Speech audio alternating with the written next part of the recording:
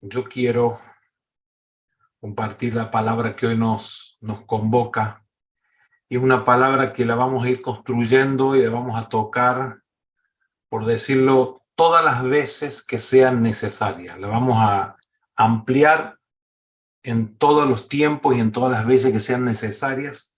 No importa el tiempo que nosotros tengamos que invertir en esto, porque he detectado que generacionalmente, escuchando a los apóstoles que hablaron, escuchando a los pastores que pudimos compartir, teniendo charlas luego de los talleres para pastores que hubo, nosotros generacionalmente necesitamos profundizar en estos aspectos que son vitales para la vida del cuerpo, son vitales para la vida de la iglesia, si es que realmente queremos salir de la categoría que hemos vivido en esta y en otras generaciones, que es solo salvos.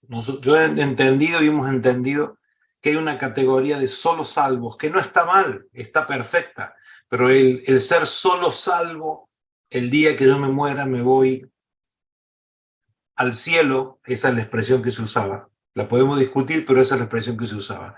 El día que yo me muero me voy al cielo, solo salvo no nos sirve para consumar el propósito eterno de Dios. ¿Por qué digo esto? Porque vemos y veo que estamos todos dentro de una generación más preocupada por sí misma que por la justa expresión del Hijo en la tierra. El Señor dijo: yo soy el camino, la verdad y la vida. Yo quiero centrarme por unos minutos en la palabra yo soy el camino. Si el Señor dijo yo soy el camino, es que no hay otro camino. Él no dijo yo soy uno de los caminos. No sé si alguna vez tuvieron en alguna conversación. Al final la gente lo engloba de esta manera o cierra la idea de esta manera.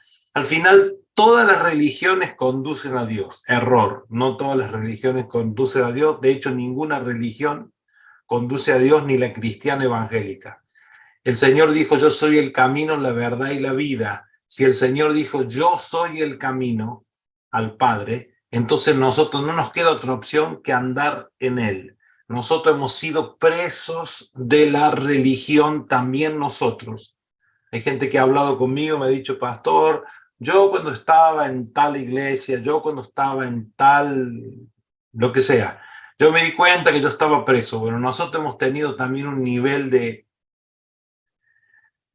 confinamiento en la religión, y ese confinamiento nos hizo daño. Por eso que si entendemos que Él es el camino, no nos queda otra opción que andar por Él.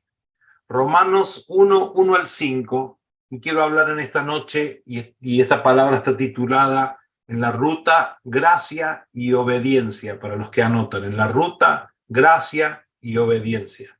Romanos 1 al 5 dice de esta manera: Pablo, siervo de Jesucristo. Trabajamos bastante en la ELA, en esta palabra, y fuimos construyendo algunas cosas que las tenemos que, por decirlo de alguna manera, distribuir entre los santos, y que esta palabra sea comestible, sea comible. Pablo, siervo de Jesucristo, Romanos 1 al 5, llamado a ser apóstol, apartado para el evangelio de Dios, que él había prometido antes por sus profetas en las santas escrituras, acerca de su Hijo, nuestro Señor Jesucristo, que era del linaje de David según la carne, que fue declarado Hijo de Dios con poder, según el Espíritu de santidad, por la resurrección de entre los muertos, por quien recibimos, y el 5 es muy importante, quiero ponerlo en negritas, en negrillas, y por quien recibimos la gracia y el apostolado para la obediencia a la fe en todas las naciones por amor de su nombre. Viene describiendo quién es Pablo, quién es el Hijo de Dios y cuál es la tarea. La 5 dice: y por quién recibimos la gracia y el apostolado para la obediencia a la fe en todas las naciones por amor de su nombre. Saquémonos por un rato la palabra apostolado como la representación de un hombre, como la representación de una persona, como la representación del oficio apostólico de una persona. El apostolado es más que una persona, el apostolado es más que decir yo soy un apóstol y tener con qué sostenerlo. El apostolado es algo más y eso es lo que nosotros vamos a ver en esta noche. En la iglesia primera, en la iglesia primitiva, los santos daban testimonio de cómo habían visto al Señor.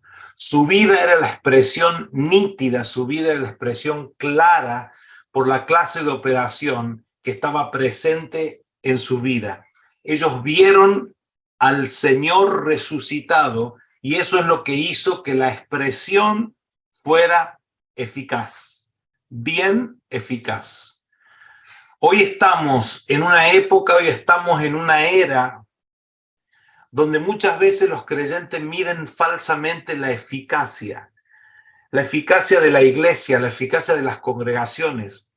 A mí me dicen a veces, ese pastor sí que es exitoso, porque tiene una iglesia de 2.000 miembros. La gente mide hoy equivocadamente la eficacia por la cantidad de personas que meten en un auditorio, por el tamaño de sus auditorios, por el tamaño de sus estructuras, por la clase de eventos que se realizan, a veces por la cantidad de obra social y ayuda que hacen y por muchas cosas más.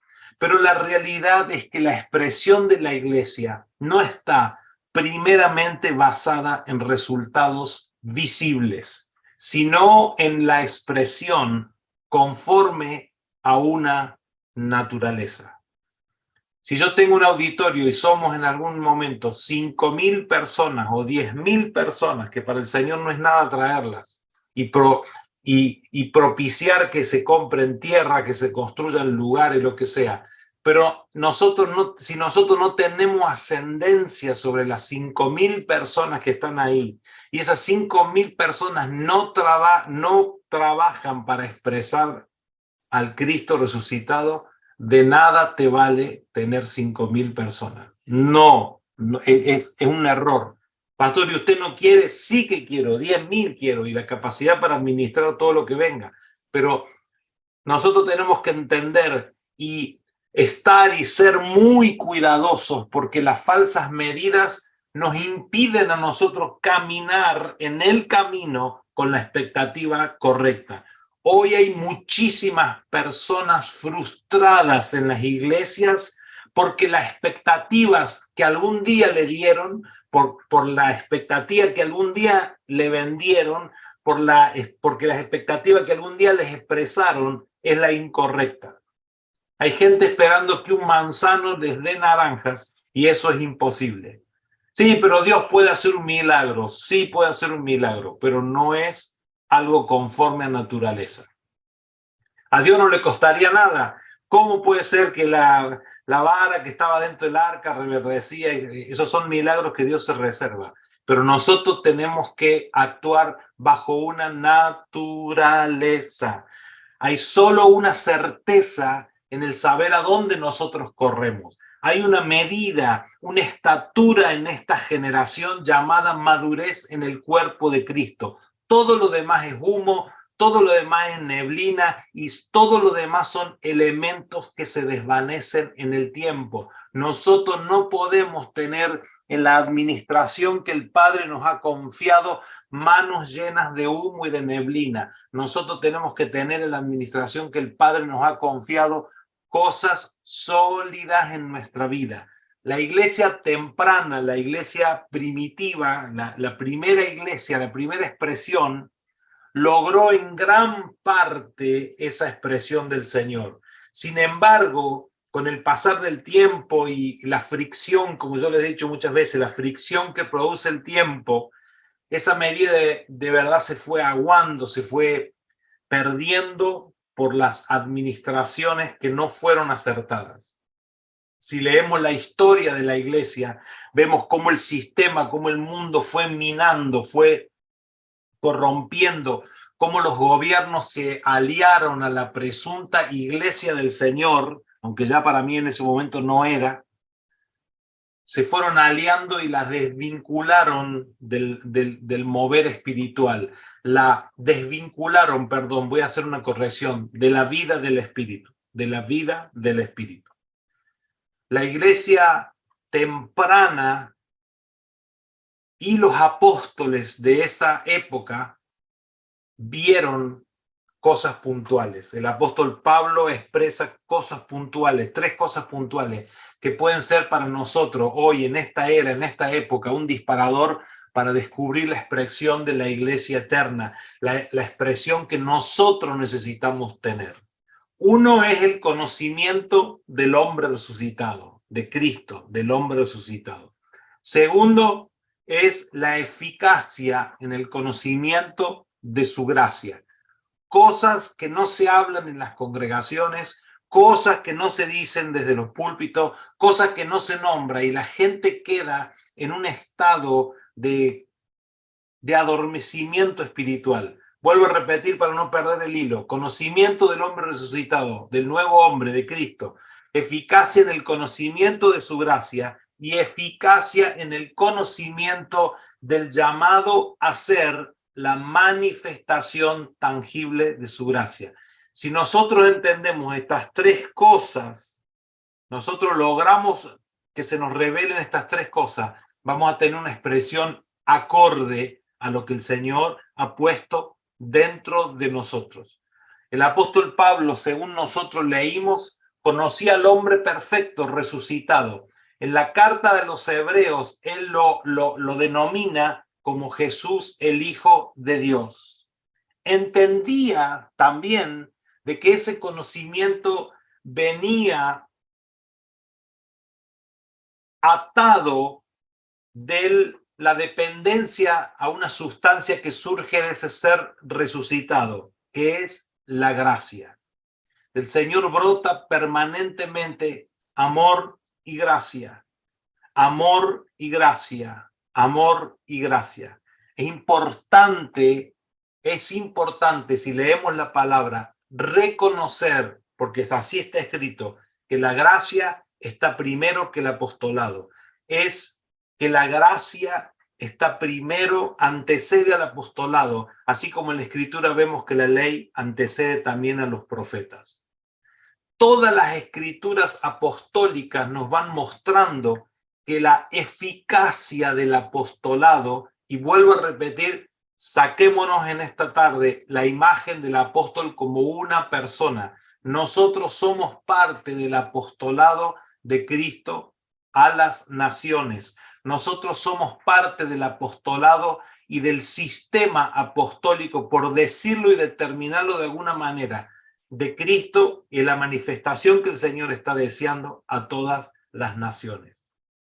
Nosotros, la gracia, como dije recién, antecede al apostolado.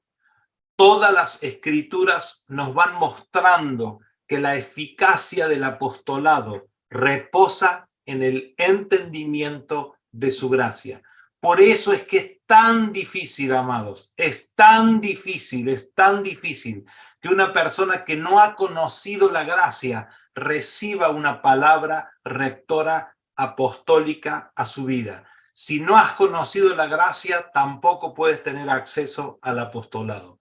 No tratemos de hablar nosotros una palabra de características apostólicas a la gente si la gente no ha conocido su gracia, porque hay como una tapa, hay como un tapón sobre la vida de las personas. Si nosotros no nos entrenamos en la gracia, nosotros no podremos terminar de sacarle la tapa a nuestra vida para que el apostolado también trabaje en nosotros.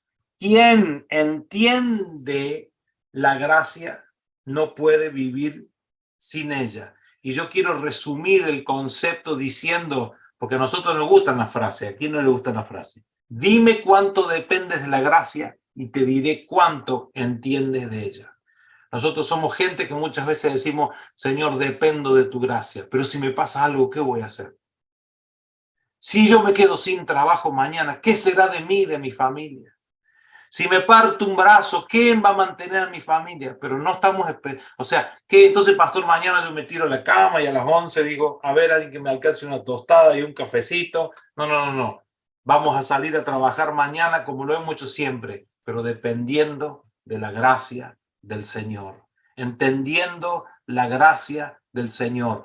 En nuestra generación, en la generación de nuestros jóvenes, en la generación que viene de los 20 años para abajo, amado, hay una crisis de ansiedad en ustedes porque no han logrado entender la gracia. Se ponen ansiosos, se ponen locos, les pasan, la ansiedad se refleja en sus cuerpos, en sus caracteres, en todas las cosas que lo que suceden.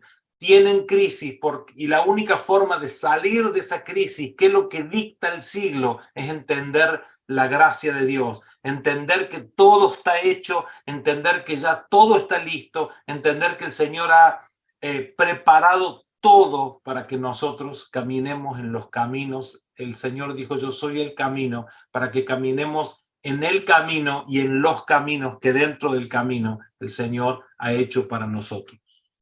Ahora, nosotros tenemos que administrar, así como en el antiguo pacto fue entregado para ser administrado por los antiguos. Digo antiguos porque así lo denomina Hebreos 11. Que tenga la palabra a mano y le quiere leer, dice que así los antiguos, así como el antiguo pacto fue administrado por los antiguos, el nuevo pacto fue entregado a la administración apostólica. Administración que no intenta de ninguna manera reflotar ni exaltar la figura humana, sino que trabaja y trabajamos juntos para edificar la casa del Dios viviente. Hoy nos enfrentamos con esta verdad. Nosotros no queremos producir creyentes solo salvos como en otra era. Nuestro objetivo como administración, y ahí estamos todos nosotros, porque cada uno de nosotros es parte y es miembro del cuerpo. Nuestro objetivo como administración es producir obediencia a la fe en todas las naciones por amor a su nombre. Esa es certeramente, esa es la parte que a nosotros nos interesa y esa es la parte que nosotros tenemos que trabajar. Si esto no sucede, amada Casa Manantial de Vida Miami, no hay que ni siquiera ilusionarse. Miren, no, ni siquiera estoy hablando de fe, ni siquiera hay que ilusionarse y ni siquiera considerar la manifestación de la voluntad del Padre en esta generación. Pero como el Señor lo está mostrando, como el Señor lo está hablando, como el Señor lo está verbalizando por sus siervos, por sus servidores, a nosotros no nos tiene que temblar el pulso, a nosotros no nos tiene que agarrar el arrepentimiento humano a la hora de gestionar. Amados, ha llegado la hora de gestionar, ha llegado el tiempo de gestionar. Palabra que se va sumando a nuestra vida, palabra que tiene que ser acompañada por gestión. Si esa palabra no, a ver, voy a traer esta ilustración. Imagínate que a ti te regalaran comida todos los días y tú no la comieras esa comida y la pusieras en una bolsa, en un saco, en una mochila y anduvieras todos los días con esa comida, atrás tuyo acarreándola. ¿Sería saludable? No, no sería saludable, sería insalubre. Andaríamos, no, ando con hambre, con mareo, no veo, o sea, a nosotros nos ha sido dada una palabra que hay que gestionarla, hay que comerla y vivir con ella. Nosotros creemos y sostenemos y hemos trabajado mucho sobre la palabra vínculos. Pero estos vínculos que nosotros creemos y que creían los apóstoles, hicieron que el apóstol Pablo y la gente también tuvieran una interrelación. Y eso lo vemos expresado en las cartas apostólicas. Los creyentes de esa época no tenían problema con las figuras apostólicas de autoridad. Los creyentes de esa época no tenían problemas con la autoridad del apóstol Pablo. Para esos hermanos con mentalidad de construcción, autoridad no estaba relacionada a manipulación, estaba relacionada con un sistema de supervivencia,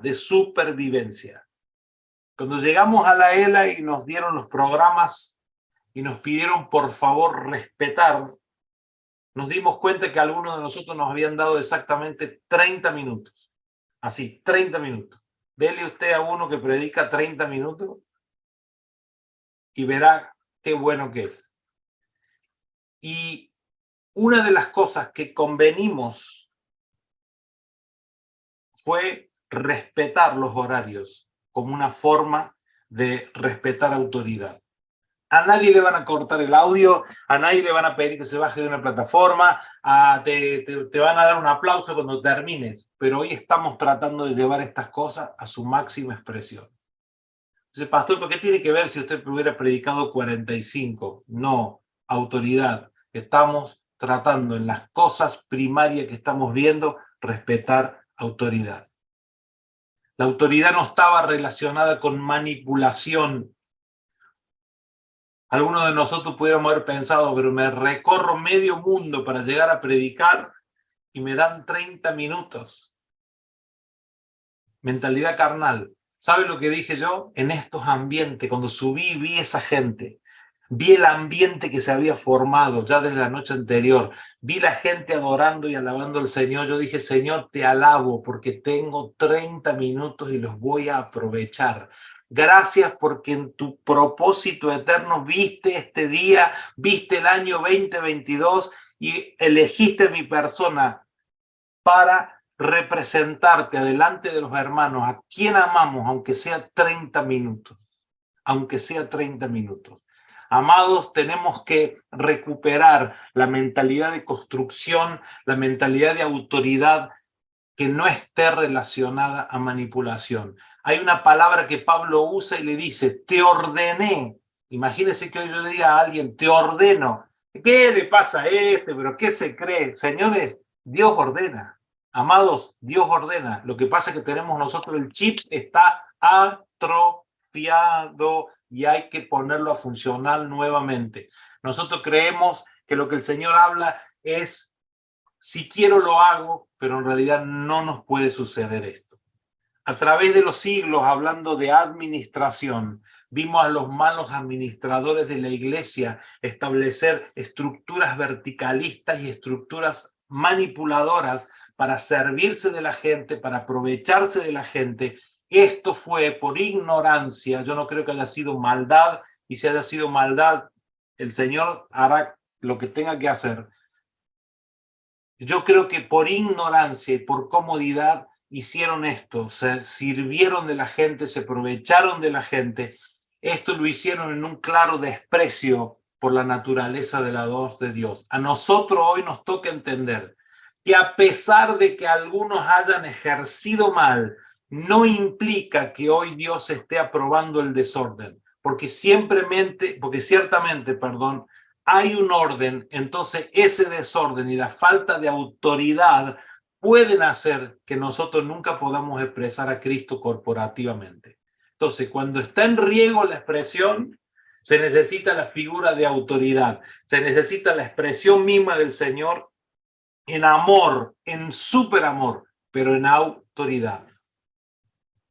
No es casual, amados, que cuando Pablo habla de su función, cuando Pablo el apóstol habla de su oficio apostólico, él habla de su función apostólica, pero él pone primero la palabra gracia. Él bien sabe que cuando la gracia y el apostolado trabajan juntas y son aceptadas y son comidas y son abrazadas y son obedecidas, se produce la obediencia a la fe. Ninguno de nosotros, y pudiéramos hacer una encuesta ciega en esta noche, ninguno de nosotros desea obedecer. Ninguno de nosotros naturalmente quiere obedecer, desea obedecer. Yo voy a leer, por favor, un minuto, la palabra compartida al principio. Romanos 1:5. Por quien recibimos la gracia y el apostolado. ¿Para qué? Primero gracia por sobre todas las cosas. Luego entender en qué época estamos. En la época que nosotros tenemos que vivir, que es el gobierno donde la palabra apostólica gobierna. Lo primero que sucedió se replica en esta era, en esta época. ¿De quién recibimos la gracia y el apostolado? ¿Para qué? Para decir que somos grandes, para decir que somos apostólicos, para decir que estamos en la última palabra. Absolutamente nada de eso. Para la obediencia a la fe. Para la obediencia a la fe. ¿A dónde? En todas las naciones. ¿Por qué? ¿Por una imposición? No, por amor de su nombre. Cuando nosotros entendemos cómo el reino se manifiesta y cómo esto funciona en nuestra vida, entendemos, lo hemos repetido muchas veces. Lo hemos repetido muchas veces. Y incluso se hizo una muletilla hace algunos años. Ya la mayoría de ustedes y todos jugábamos con aquello de que no tenemos opción, no hay opción, no hay opción, no hay opción. Hoy nos damos cuenta que la palabra se desgastó, pero en realidad la queremos traer, la queremos resucitar y queremos entender que realmente no tenemos opción. La carta a los Hebreos nos muestra que la ley y los profetas funcionaban bajo imposición.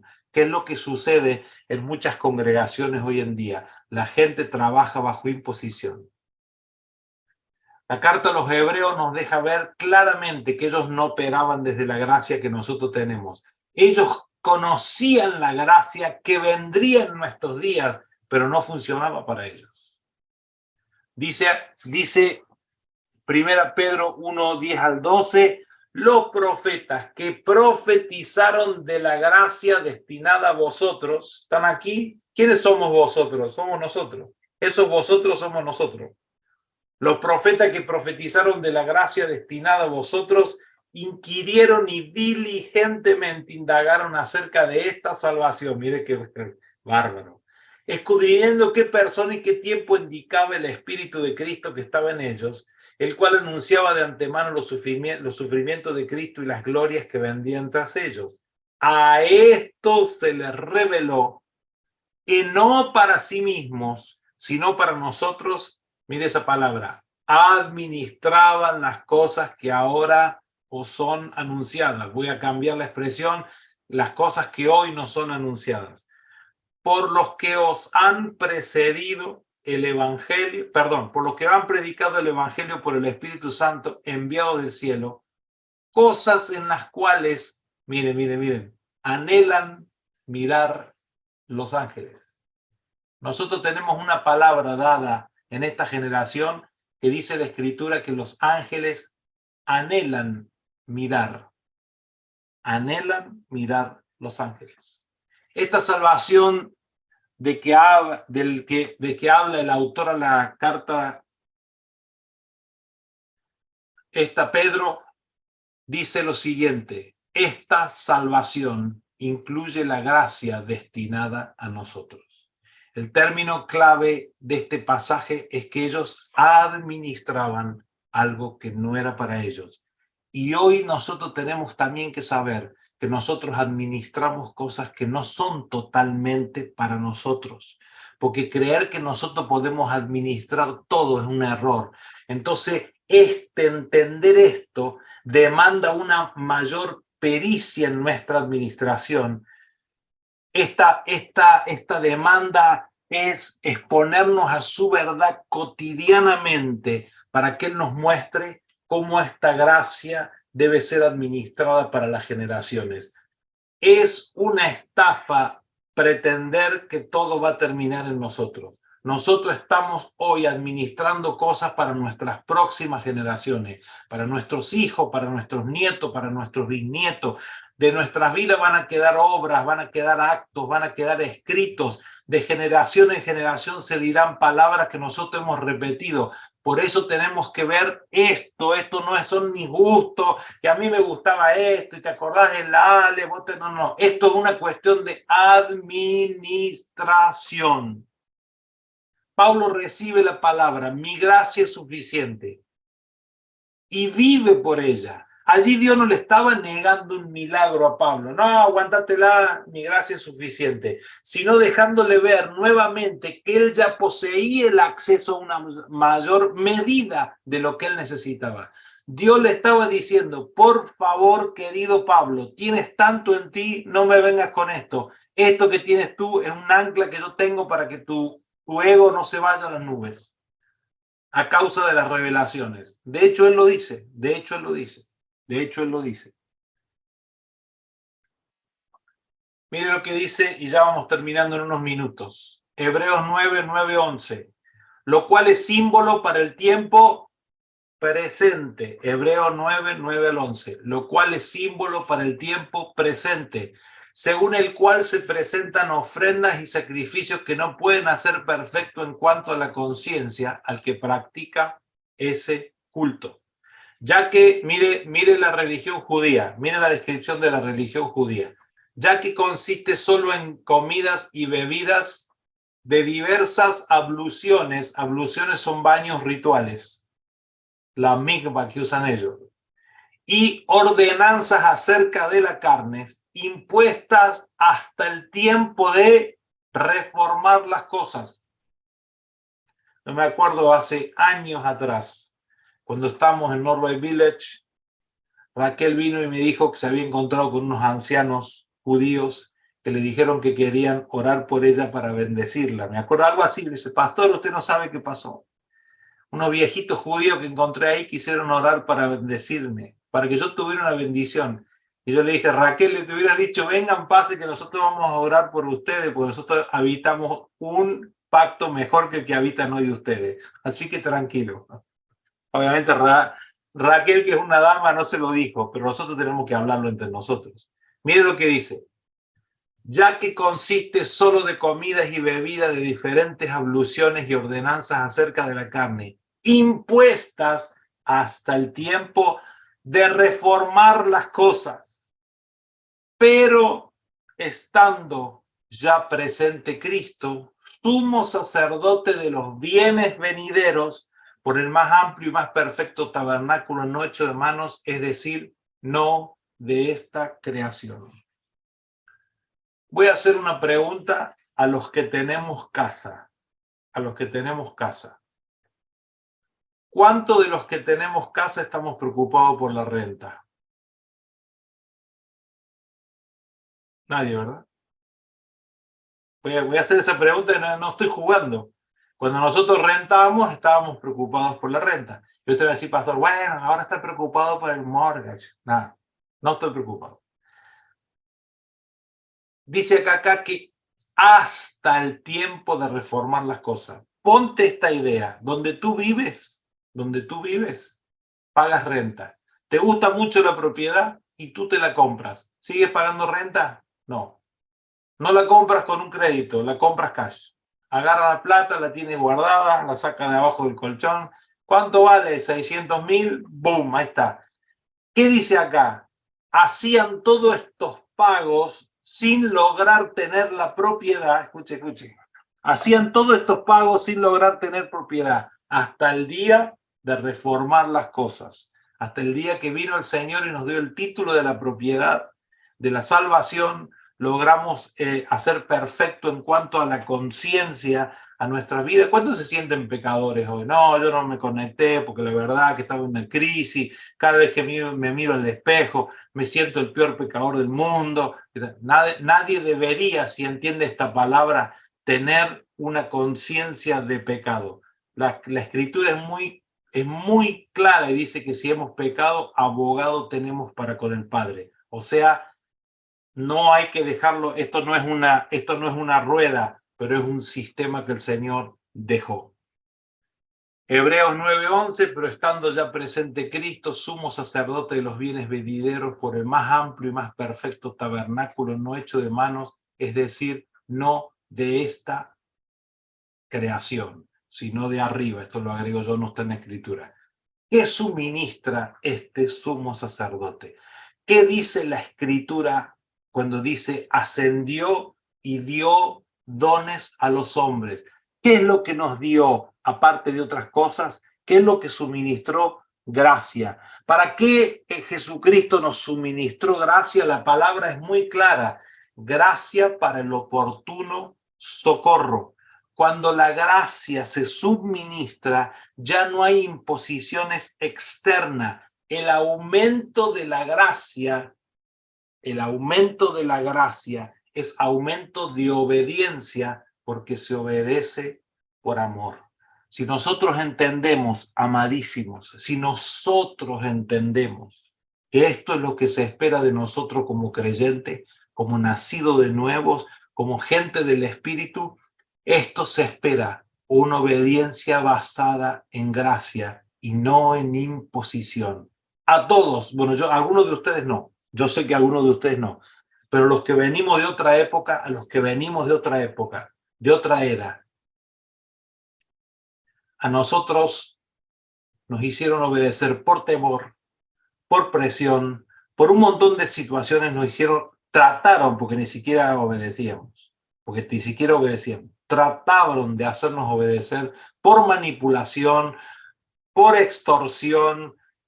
Yo he visto cada cosa en el Evangelio, he visto cada cosa. Hoy tenemos que entender que a nuestra disposición hay una obediencia basada en gracia y nunca en imposición. Muchas veces las personas deciden no creer en gracia y esto pone en riesgo toda la operación de la gracia. Es importante crecer en esa suministración de lo, como dice la Escritura, del sumo sacerdote que traspasó los cielos y hoy nos está administrando gracia. La primera iglesia sabía que el poder y la eficacia de la gracia procedía del resucitado, del Hijo. Ellos sabían que la gracia era la sustancia, era la medida del Cristo resucitado y que esta medida provenía de lo que, del Hijo que constituyó todo y se sentó a la diestra del Padre. Ellos sabían que esta gracia era dada no solamente para ellos, sino para dar a otros. Dar gracia es dar una porción del Cristo que nos ha sido impartido. No se queda que dar gracias a lo que dar de gracia y extender gracias a lo que nos nazca a nosotros. Cuando nosotros estamos actuando en gracia, cuando nosotros obedecemos por gracia, porque nosotros sabemos que al reino le conviene que nosotros obedezcamos, cuando nosotros nos negamos a nosotros mismos en cosas que a lo mejor son lícitas y casi siempre lo son, y obedecemos por gracia, entonces empieza la manifestación de los hijos de luz, empieza la manifestación de los hijos del día, empieza la manifestación que nosotros deseamos que sea. Pero vuelvo a repetir.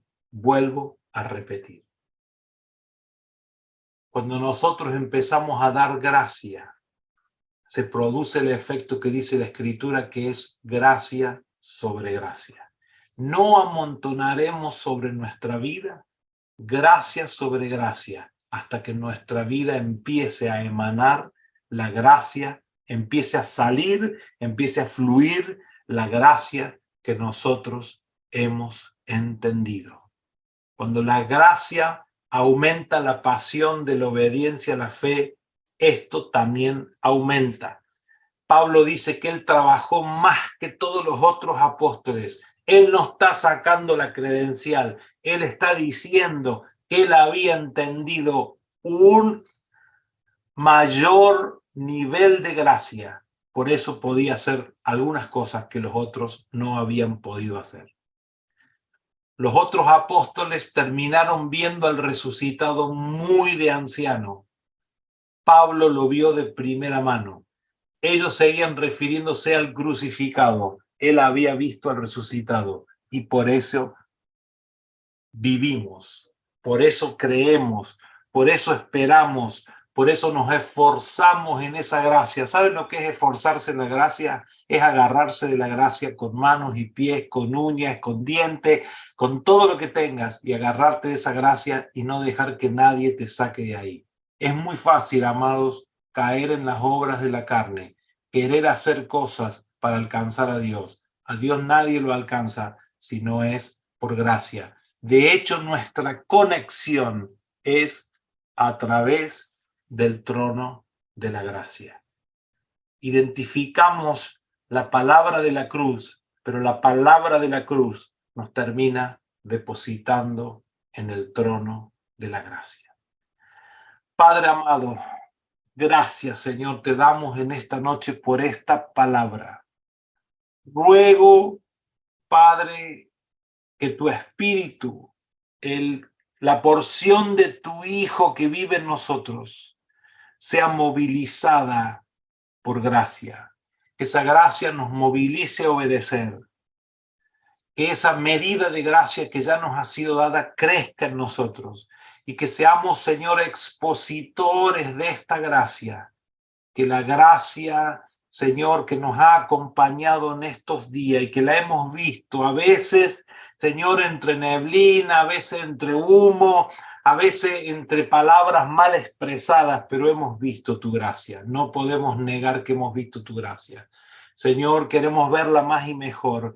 Queremos acercarnos confiadamente al trono de la gracia para alcanzar socorro.